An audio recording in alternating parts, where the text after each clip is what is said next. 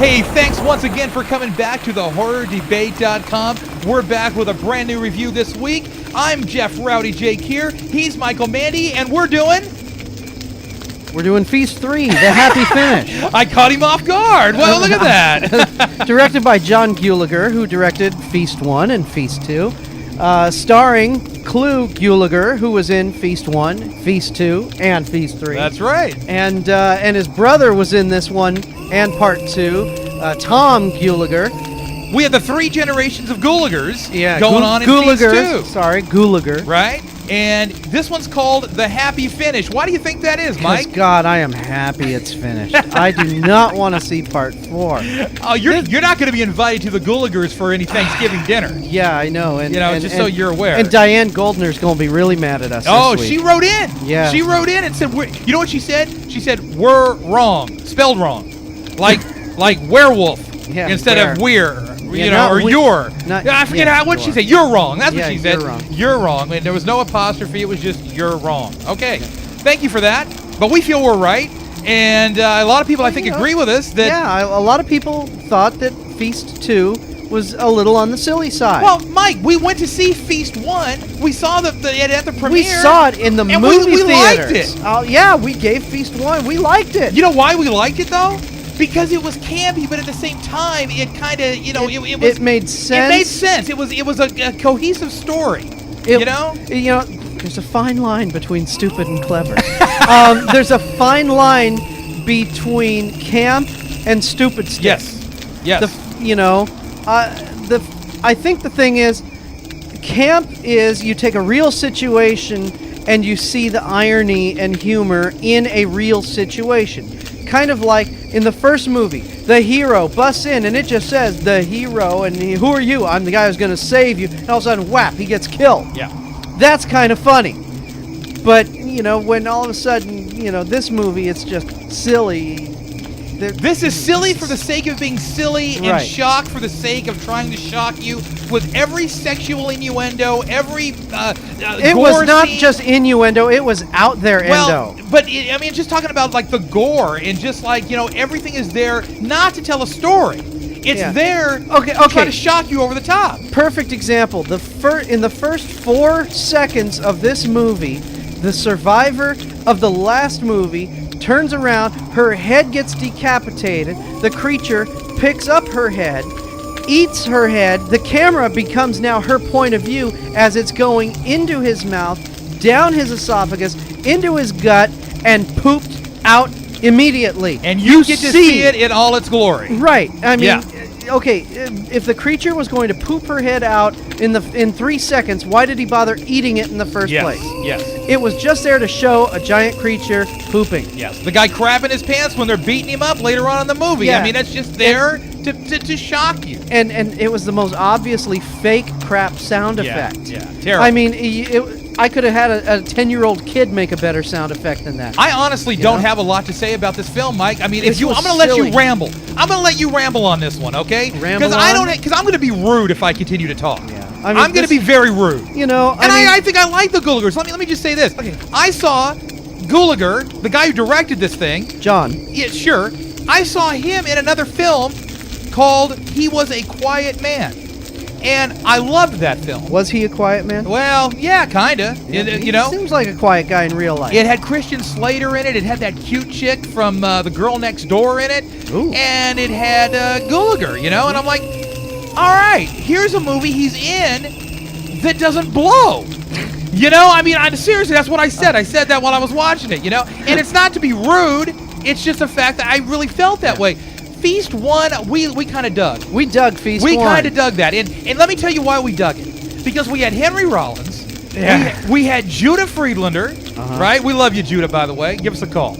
And we had actors who could actually get something done. Yeah, like when the gun goes off and it goes into the roof, there was a guy up there and it hits his foot. Yeah. And he comes down. Who the hell? Yeah. He wants to kill someone. Well, too late. The guy has already been eaten. There he is. Yeah. And he's like, oh, well, I can't kick his butt now. He's already dead. That was cool. Well, you had a cohesive story. You had actors that could pull it off. And yes, you had some silliness, but it didn't overtake the entire movie.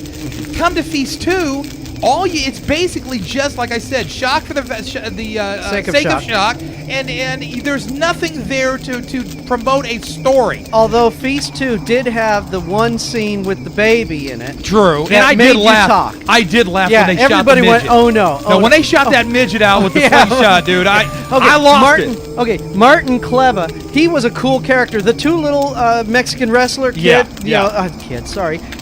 people, they were cool. Their characters were cool. Yeah. That's the thing. You got to have characters that you care about to help carry the film. That's right. And Feast 2 at least had those guys, and they were cool. You know what I cared about in Feast 3, Mike?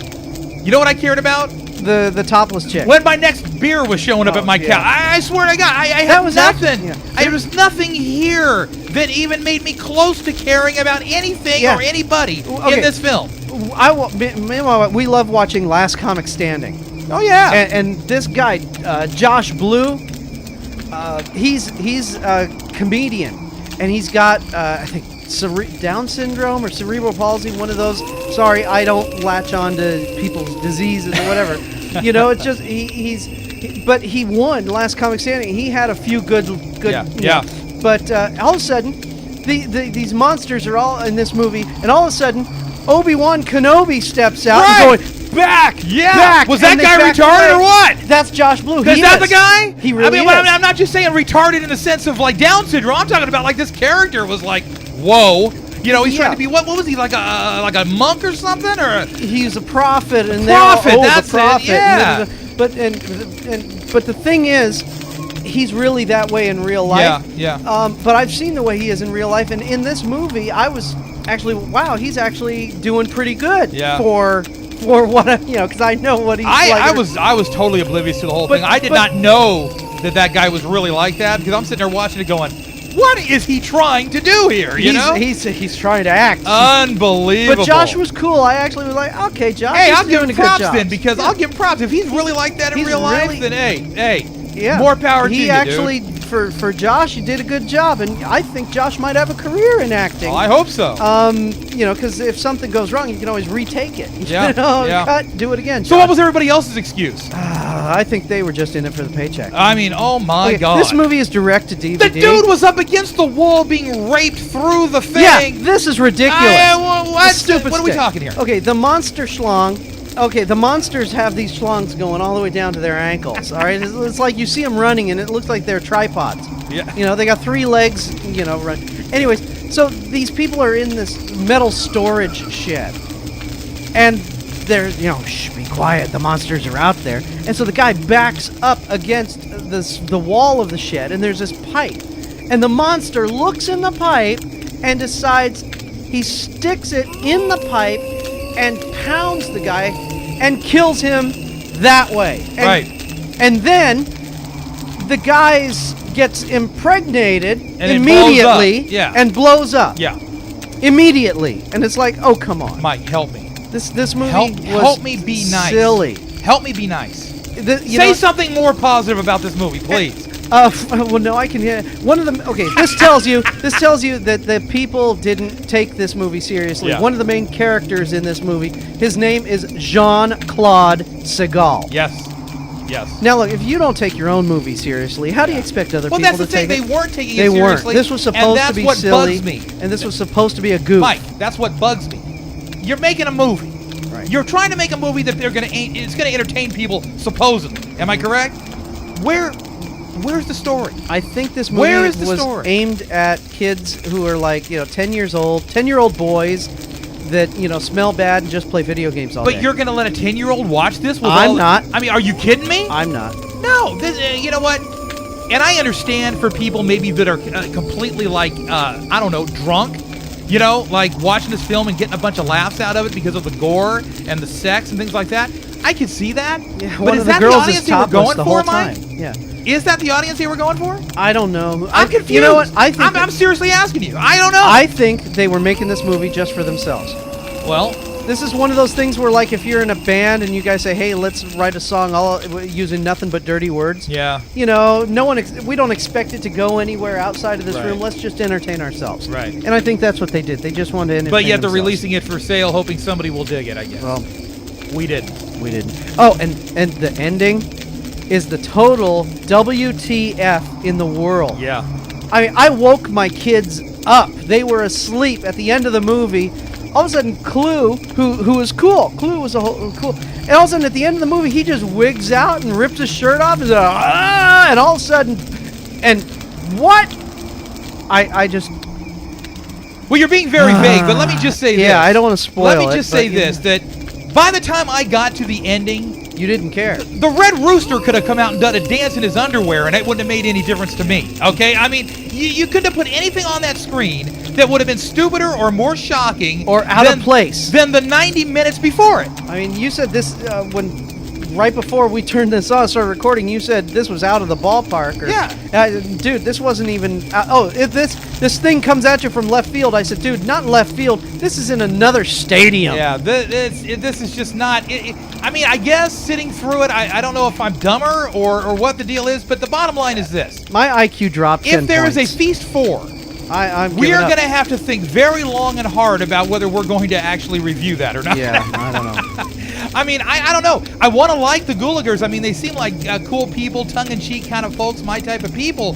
But the product they're putting out here is just not. It's not up to standard as far as what I'm concerned. Yeah, so this is just being beat you with a stupid stick. What are you giving it, Mikey? I'm bombing this. There's yeah. nothing redeeming about this film. It was just stupid and silly. I think overall I may have been a little more entertained just because of the simple fact that there was so much garbage being thrown at me at any given time. And not only that, they go underground. They're hiding underground. There's this rave going on. Meanwhile, monsters are killing everyone up top. And let's go underground and play some music and have strobe lights. Yeah. And all of a sudden, the strobe lights scene was cool. I couldn't tell what the hell was going on because no. they mixed the strobe scene at different speeds right. with camera stock still photographs. Yes. Okay, at least if there's a strobe going on and there's movement, your brain will piece together what's going on. But here, there was nothing to latch onto. No. And afterwards, my wife was going, did he just kill her by doing... were those her... we couldn't tell. Well...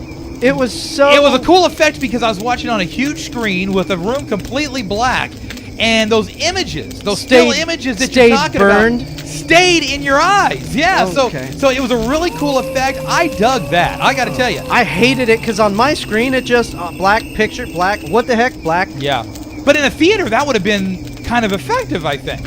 You know, on that huge screen, if you get that, I don't know. You got to have continual movement. You can't be doing freeze frame crap when you're having flash strobe effects. Right. Well, you're bombing it. I'm going to give it 1 star for the simple fact I was entertained a little bit. I think I was probably just slightly more entertained than I was in Feast 2 overall. But the problem is this thing is not a cohesive story. It started with a bang in number 1. Number 2 started the trend downhill. Number 3 hit bottom as far as overall. If there's a number 4, I can't even imagine where we're going. Yeah. So I'm going to just go ahead and give it 1 star. Okay. Yeah. All right. I'm bombing this sucker. Well, my heart tells me to give it a star. My brain's telling me to bomb it, but I'm going to go ahead and go with my heart.